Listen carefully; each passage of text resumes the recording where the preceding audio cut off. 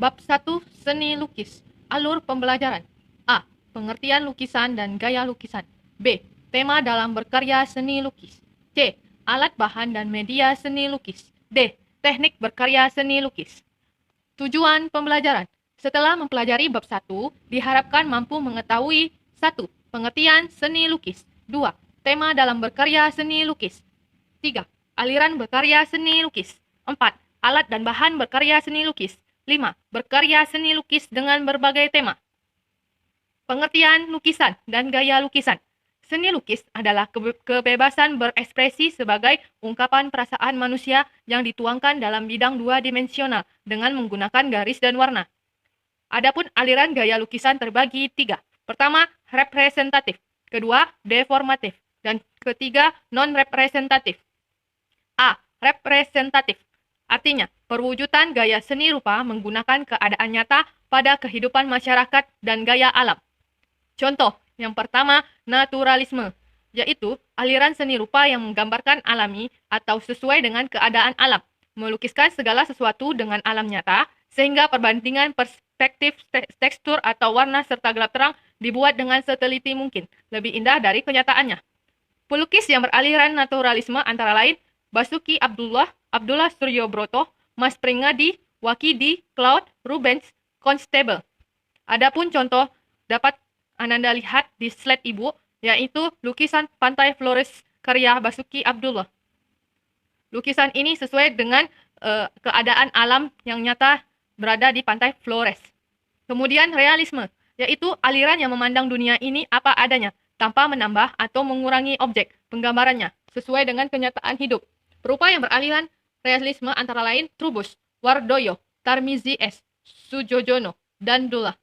Pada gambar contoh realisme ini menggambarkan tentang kegiatan aktivitas masyarakat di pasar. Sebagai wujud menggambarkan keadaan nyata di kehidupan kita sendiri, tanpa menambahkan atau mengurangi objek. Kemudian romantisme, yaitu aliran seni rupa yang lebih bersifat imajiner. Aliran ini melukiskan cerita-cerita yang romantis, peristiwa yang dahsyat, atau kejadian yang dramatis. Pelukis yang bergaya romantisme tersebut antara lain Raden Saleh, Francisco Goya, dan Turner.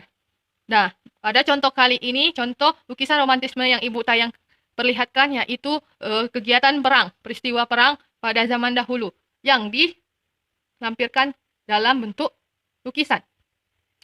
B. Deformatif adalah perubahan bentuk dari aslinya sehingga menghasilkan bentuk baru namun tidak meninggalkan bentuk dasar aslinya. Yang pertama, ekspresionisme, yaitu aliran seni rupa yang menggambarnya sesuai dengan keadaan jiwa sang perupa yang spontan pada saat melihat objek karyanya. Perupa yang menggunakan aliran ini antara lain Vincent van Gogh dan Affandi. Contoh lukisannya potret diri karya Affandi. Ini adalah potret dirinya sendiri oleh Affandi. Terlihat di sini bentuknya sudah tidak menyerupai bentuk wajah aslinya, namun tidak meninggalkan bentuk dasar pada wajah asli Affandi. Kemudian impresionisme, yaitu aliran seni rupa yang menggambarannya sesuai dengan kesan saat objek tersebut dilukis. Perupa yang termasuk dalam aliran ini antara lain Claude Monet, Georges Seurat, Paul Cézanne, Paul Gauguin, dan S. Sujojono. Pada karya ini menggambarkan tentang pemandangan di laut. Di situ dilukiskan ada dua orang yang sedang menggunakan sampan. Inilah bentuk dari perubahan bentuk dari aslinya, menghasilkan bentuk yang baru, tapi tidak meninggalkan bentuk dasar aslinya. Karya Claude Monet. Surrealisme, yaitu aliran seni lukis yang menggunakan bentuk dan warna seperti dalam mimpi. Pelukis mengembangkan daya khayalnya untuk menyampaikan pikiran dan perasaan melalui bentuk-bentuk dalam karyanya. Perupa yang beraliran ini antara lain Salvador Dali, Ivan Sagita, Agus Kama, dan Boyke Aditya. Lukisan ini mengakses pikiran bawah sadar untuk meningkatkan kreativitas seni.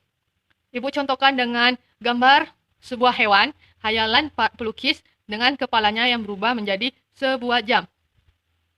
Kemudian kubisme, yaitu aliran yang menggambarkan bidang segi empat atau kubus. Perupa yang beraliran ini antara lain Pablo Picasso, Bud Mokhtar, Sri Hadi, Fajar Sidik, dan Mokhtar Apin. Berikut contoh gambar kubisme yaitu seekor kucing yang kesannya badannya berbentuk sebuah kubus-kubus. C. Non-representatif adalah perwujudan aliran seni lukis yang menekankan pada unsur-unsur formal, yaitu struktur, unsur rupa, dan prinsip estetik. Gaya seni lukis non-representatif berupa susunan garis, bentuk, bidang, dan warna yang terbebas dari bentuk alam. Gaya ini memandang bahwa ekspresi jiwa tidak dapat dihubungkan dengan objek apapun. Gaya ini menonjolkan bidang yang diisi oleh warna dan dipilah dengan garis-garis tegas. Seniman yang berkarya non-representatif antara lain Wasili Kandinsky, Yuan Miro, P. D. Koning, Amri Yahya, Fajar Siddiq, Bud Mokhtar, dan Sadali. Berikut ini adalah karya Ahmad Sadali, berupa ekspresi jiwa berdasarkan perpaduan antara warna, garis-garis, dan sebagainya. Lanjut, B. Tema dalam berkarya seni rupa. Adapun tema yang pertama yaitu hubungan antara manusia dengan dirinya. Seni rupa merupakan salah satu media yang dapat digunakan untuk menuangkan gagasan atau ide dari seseorang, untuk mengungkapkan cita rasa keindahan manusia, mewujudkannya lewat media ekspresi. Di dalam pengungkapannya tersebut kadang seseorang menggunakan potret dirinya sebagai objek lukisan, seperti yang Ibu tayangkan tadi, yaitu gambar potret diri karya Affandi. Kemudian yang kedua, hubungan antara manusia dengan manusia lain. Seorang perupa kadangkala dalam mengekspresikan cita rasa keindahan menggunakan objek orang-orang yang ada di sekitarnya, seperti istrinya, anak-anaknya, orang tuanya, saudaranya, temannya, tetangganya, kekasihnya, sahabatnya, atau orang-orang yang ada di dalam pikirannya. Kemudian yang ketiga, hubungan antara manusia dengan alam sekitarnya. Alam sekitar yang sangat menarik bagi para pelukis untuk mengungkapkan cita rasanya, sering dijadikan objek untuk lukisannya, seperti pemandangan gunung, laut, sungai, sawah, hutan, perkampungan, perkotaan, binatang, dan masih banyak lagi alam yang dijadikan objek lukisan. Tokoh lukisan yang sering menggunakan alam seperti Basuki Abdullah, Raden Saleh Bustaman, Dulla, Pirgadi, Hengantung, Wakidi, S. Sujojono. Yang keempat, hubungan antara manusia dengan benda. Benda-benda di sekitar kita memiliki keunikan tersendiri bagi para pelukis, sehingga menjadikan benda-benda tersebut menjadi objek lukisannya. Keunikan benda-benda tersebut ada yang berbentuk silindris, kubistis, organis, atau berbentuk bebas.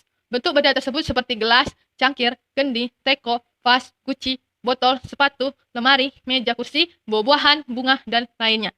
Ini contoh pada hubungan antara manusia dengan benda itu adalah contoh kumpulan benda-benda mati yang menjadi sebuah lukisan. Kemudian yang kelima, hubungan antara manusia dengan aktivitasnya. Aktivitas manusia dalam kehidupan sehari-hari yang beragam membuat perupa ingin mengabadikan kegiatan tersebut dalam media lukisan. Lukisan menjadi sesuatu yang menarik apabila dalam mengambil sudut pandang, aktivitas dapat disusun sesuai dengan komposisi dan proporsi yang baik, disertai dengan gelap terang yang tepat.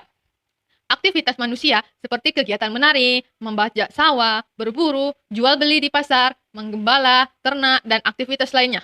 Tokoh pelukis antara lain Barli Sasmita Winata dan Dulla. Berikut tadi Ibu juga sudah menayangkan foto kegiatan masyarakat di pasar. Itu merupakan tema hubungan antara manusia dengan aktivitasnya. Kemudian yang keenam, hubungan antara manusia dengan alam khayal. Ide, imajinasi, atau khayalan sering melintas dalam pikiran kita, baik secara sadar ataupun saat tidak sadar, atau saat tidur. Khayalan yang muncul di benak perupa kadang diwujudkan dalam suatu karya seni. Hasil karya seni rupa seperti ini sering disebut dengan karya seni surrealisme. Tokoh seni lukis dengan tema ini antara lain Salvador Dali, Ivan Sagita, Lucia Hartini, dan lain-lain. Ini juga sudah Ibu tampilkan foto hubungan antara manusia dengan alam khayal. Foto lukisan tersebut yaitu badannya tadi seperti hewan, sedangkan kepalanya berupa jam. Itu tema manusia dengan alam khayal.